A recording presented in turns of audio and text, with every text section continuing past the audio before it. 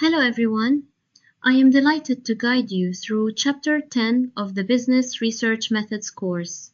This chapter specifically addresses the critical process of collecting primary data using semi-structured, in-depth, and group interviews. As professional researchers, mastering these qualitative techniques is vital for gaining deep insights that numbers alone cannot provide. Before we look into the details, let's establish our roadmap. By the end of this chapter, you should be able to explain exactly what a research interview is and its pivotal role in the broader data collection process. We will differentiate clearly between structured, semi-structured, and unstructured or in-depth interviews.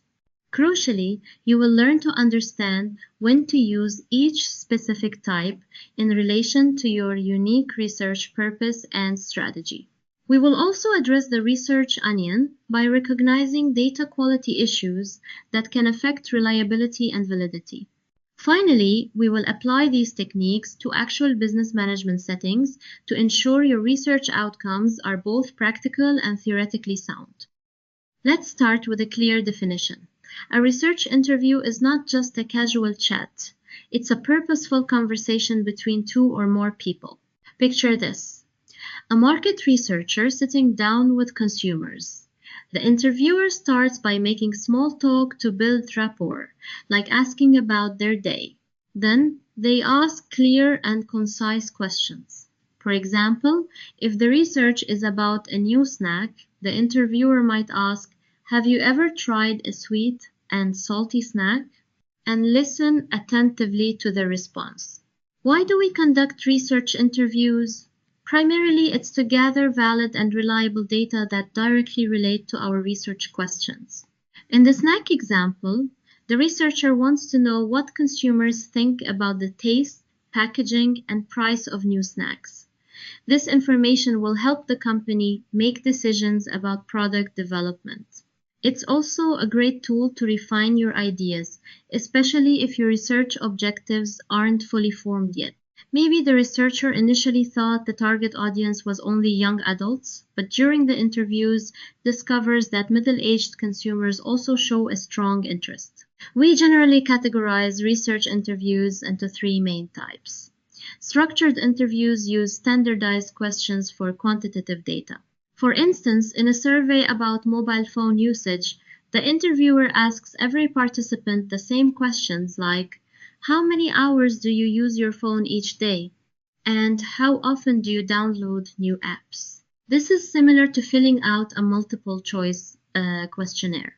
Semi-structured interviews are ideal for explanatory research. Suppose a researcher wants to understand why some students perform better in online courses. The interviewer might have a list of themes such as study habits, motivation, and access to technology. They could ask, "Can you tell me about your typical study routine for online classes?" But also adapt based on the student's answer, like asking follow-up questions about motivation if the student mentions it. Unstructured or in-depth interviews are non-standardized and great for exploratory studies and building new theories. Consider a researcher exploring the experiences of artists. The conversation starts with a broad question like, "Can you share your journey as an artist?" And the interviewee's story guides the entire discussion. This way, the researcher can discover new perspectives and generate fresh ideas for theories about the creative process. Moving to the technical aspects, let's compare these types through the lens of the research onion.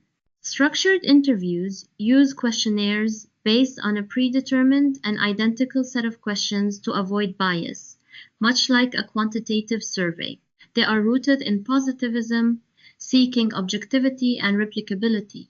For example, if a researcher wants to study the average number of hours students spend on homework each week, they would use a structured interview. They'd ask every student the same question, like, "How many hours do you spend on homework each week?" This way, the data collected is objective and can be replicated easily. On the other hand, Semi-structured interviews allow the researcher to have a list of themes, but vary the order or omit questions based on the flow. These are associated with realism and pragmatism, balancing objectivity with contextual understanding. Suppose a researcher is looking into students' study habits. They have a list of themes such as study environment, time management, and study techniques. They might start by asking, can you describe your typical study environment? But if a student mentions that they have a unique time management strategy, the researcher can follow up with more questions about that. This flexibility helps in getting a more in-depth understanding of the context. Finally, unstructured interviews are informal and non-directive. They align with interpretivism, prioritizing subjective meaning and lived experience to generate new knowledge. Here, the interviewee's perceptions truly guide the entire conversation and discovery process. For instance, if a researcher wants to understand students' experiences of online learning during the pandemic, they could start with a broad question like, can you share your overall experience of online learning? The student's story will then lead the entire discussion, allowing the researcher to discover new perspectives and generate fresh ideas about the impact of online learning on students. Continuing our comparison, let's look at purpose and structure.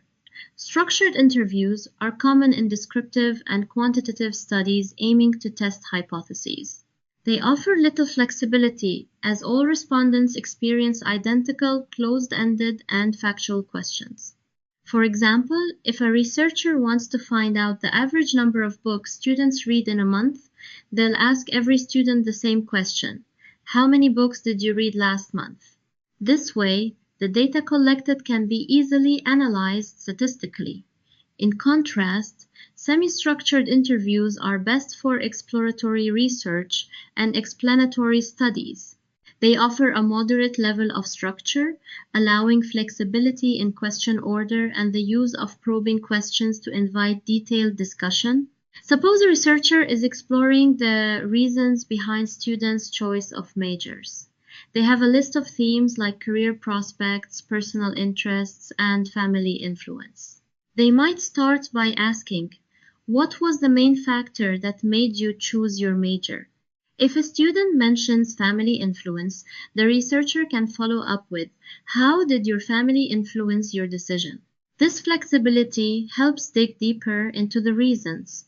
Unstructured interviews are most suitable for theory building and qualitative research.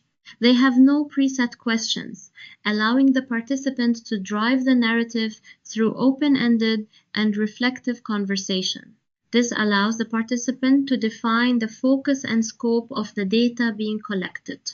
For instance, if a researcher wants to understand students' overall college experience, they could start with a broad question like, can you share your most memorable moments in college? The student's story will then lead the entire discussion, and new insights about the college experience can be discovered. When is it best to use each type? Structured interviews are ideal for large samples where you need quantifiable outcomes and standard comparisons. For example, if you're researching the average working hours of employees in a big company, you can ask every employee the same question: how many hours do you work per week?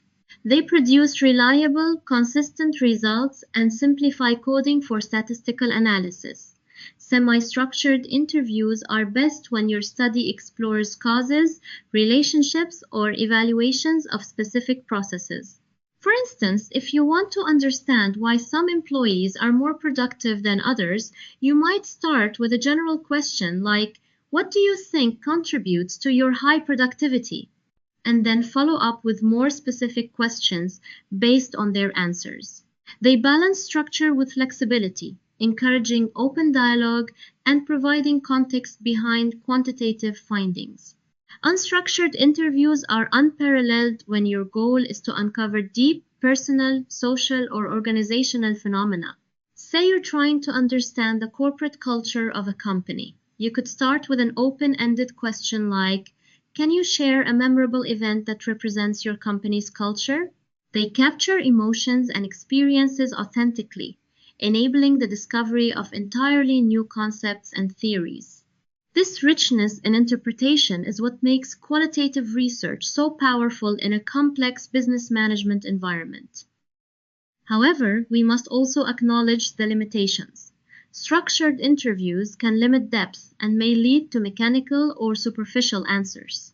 They are less adaptable to unexpected responses. For example, if you're using a structured interview to ask employees about their job satisfaction with a set list of questions like, on a scale of 1 to 5, how satisfied are you with your workload? You might not get a full understanding of their actual feelings. An employee who is extremely dissatisfied due to a toxic work environment might only give a number, and you won't uncover the root cause. Semi-structured interviews are more time consuming and resource intensive, often requiring higher levels of skill in questioning and listening to avoid interviewer bias. Suppose an interviewer is conducting a semi-structured interview to understand why some teams are more innovative. If the interviewer doesn't listen carefully and follow up appropriately, they might miss important factors. For instance, an interviewee mentions that flexible work hours contribute to innovation, but the interviewer fails to explore this further, leading to incomplete findings. Unstructured interviews are the most time intensive and are notoriously difficult to replicate. There is a high potential for researcher subjectivity, and findings are often context specific, making them less generalizable.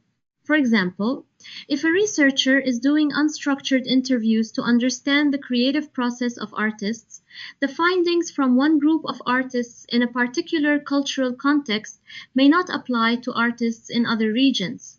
The researcher's own views might also influence the interpretation of the artist's stories. While structured interviews offer high reliability, unstructured ones offer high validity through deep insights. As a researcher, your job is to choose the method that best balances these trade-offs for your specific study. Let's look at some business examples to better understand these different interview methods. In a structured context, you might use identical questionnaires to survey 300 customers about service satisfaction. For instance, think about a coffee shop.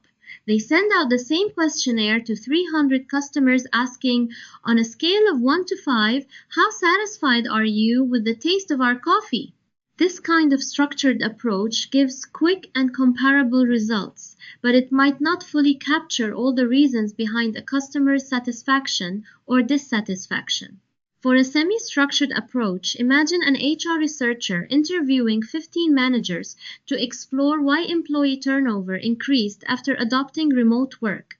This allows for probing into culture and leadership styles. Let's say a tech startup adopted remote work, and soon after, they noticed a rise in employee turnover. The HR researcher could ask questions like, how do you think the shift to remote work has affected team culture? Or, do you believe your leadership style needs adjustment in a remote work setting? This way, the researcher can dig deeper into the root causes. For unstructured research, a business researcher might conduct long, open-ended interviews with entrepreneurs to understand how personal values shape sustainability strategies. For example, a researcher interviews a group of eco-friendly fashion entrepreneurs. They might ask, can you describe a situation where your personal values influenced a major decision regarding your brand's sustainability efforts? Notice the difference in question format from on a scale of 1 to 5 in structured to how do you think in semi-structured, and can you describe a situation where in unstructured settings. Each provides a different depth of research outcome. Now, let's discuss specific advantages of using semi-structured and in-depth interviews. First, consider the purpose of the research. These methods are excellent for exploratory or explanatory studies to understand the why behind decisions and attitudes. They allow you to infer causal relationships and uncover meanings that participants ascribe to phenomena. For example, let's say a company is trying to figure out why their new product isn't selling well. By conducting semi-structured or in-depth interviews with customers, they can ask open-ended questions like, "What made you decide not to buy our product?" Or, "What features were you expecting that our product didn't have?" This way, they can get to the root cause of the problem and understand the reasons behind customers' decisions. Second, think about the importance of establishing personal contact. In the business world, managers are often more willing to be interviewed than to complete a dry questionnaire, especially when the topic is sensitive or highly relevant to their work. This personal interaction encourages reflection and trust, which is essential when discussing confidential strategies like brand repositioning or organizational change management. For instance, if a company is planning a major organizational change, such as a merger or a restructuring, the managers might be more comfortable sharing their thoughts and concerns in an in-depth interview rather than filling out a questionnaire. They can openly discuss their fears, expectations, and suggestions, and the interviewer can build a rapport with them, leading to more honest and valuable insights. Thirdly, the nature of the data collection questions matters a great deal. These interview types are best suited when questions are numerous, complex, or open-ended. They offer the flexibility to change the order and logic of questions according to the respondent's answers. Let's take a simple example to understand this better. Suppose you're a student researching how students choose their college majors. You might start with a general question like, "What factors influenced your choice of major?" Based on the answer, if a student mentions their high school teachers, you can then ask more specific questions, such as, "Which teachers had the most impact on your decision?" Or, "What did they do to influence you?" This way, you can dig deeper into the student's thought process. For instance, research on public relations practices might require variation based on whether a department is centralized or decentralized. If a public relations department is centralized, you might ask questions about how decisions are made at a single authority level. But if it's decentralized, you'd focus on how different branches coordinate and make decisions. Finally, consider the length of time and completeness. Semi-structured and in-depth interviews are suitable where detailed and complete accounts are needed. For example, HR leaders might provide full insights into a mentoring culture during a 60-minute interview. Let's say you're a student studying workplace cultures. You set up a 60-minute interview with an HR leader. You first agree on the objectives of the interview, like understanding how the mentoring program started, what its goals are, and how it's evaluated. With this clear understanding, the HR leader can then share in-depth details about the program, such as how mentors are selected, what kind of training they receive, and how mentees are assigned. This way, you can get a comprehensive view of the mentoring culture in the organization. Briefly, we must address data quality. Reliability and dependability are about whether other researchers would find similar information. Let's say you're researching the effectiveness of a new teaching method. If another researcher conducts the same study using similar methods and gets similar results, then your research has high reliability and dependability. While flexibility in interviews reduces repeatability, it enriches understanding. For example, in an open-ended interview about students' study habits, the interviewer can follow up on unexpected responses. This might lead to new insights, like how a student's part-time job affects their study routine. But because the questions can change from one interview to another, it's harder for another researcher to exactly replicate the study. We also need to watch for forms of bias. Interviewer bias occurs when the tone or nonverbal cues of the interviewer influence the responses. For instance, if an interviewer frowns when a participant mentions a particular idea, the participant might be less likely to explore that idea further. Interviewee bias happens when respondents withhold information. Suppose a student is being interviewed about cheating in exams. They might not be completely honest out of fear of getting in trouble. Participation bias is another issue, which happens when only certain types of people agree to talk to you. For example, if you're researching students' opinions on a new school policy and only outgoing students volunteer to participate, their views might not represent the entire student body. Cultural differences also play a role. A researcher must apply cultural reflexivity, adapting questions to align with local norms. Consider a study on family values in different cultures. In some cultures, it's normal to have multi-generational households, so questions about family support should take this into account. Lastly, remember that while qualitative findings are not statistically generalizable, they are often theoretically transferable to similar industries if the context and design are described clearly and with high credibility. For example, if you study how a small business in the tech industry manages innovation, the insights could be relevant to other small tech businesses.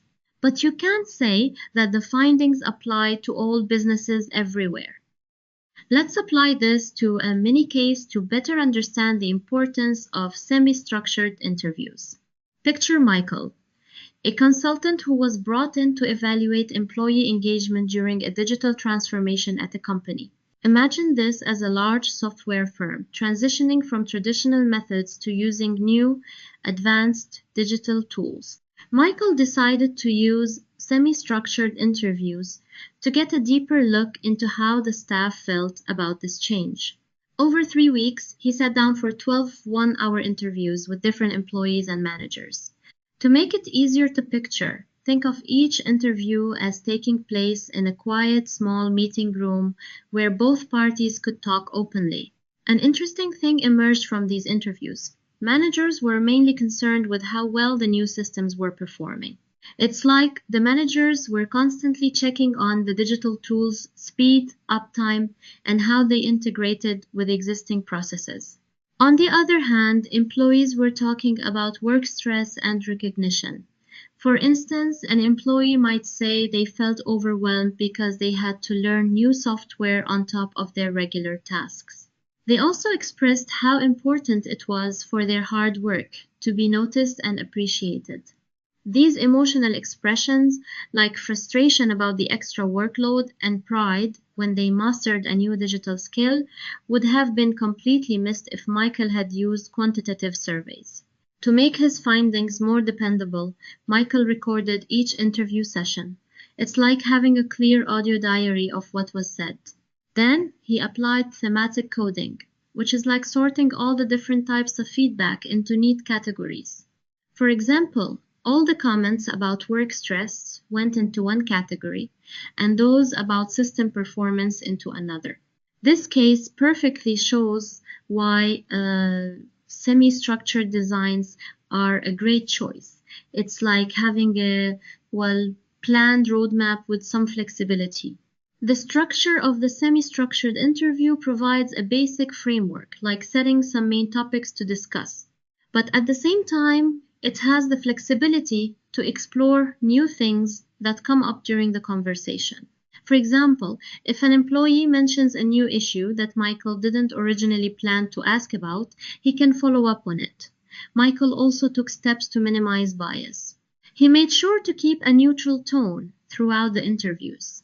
It's like he was an impartial referee, not showing any favoritism or disliking. However, he still had to be aware that his findings couldn't be applied to all situations. Just because this software company's employees and managers had these specific concerns, it doesn't mean that every company going through a digital transformation will have the same issues. To wrap up, here are your key takeaways for the exams.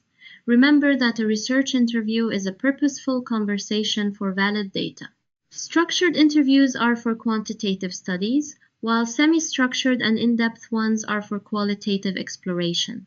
You must understand the continuum in Figure 10.1 and always link your interview type to your research purpose. An exam tip: be prepared to compare these types or explain how interviewer bias affects data quality. Use real-world business examples, like employee motivation or customer feedback, to illustrate your points. Thank you for your attention, and I wish you the best of luck in applying these research methods to your future MBA projects and professional endeavors.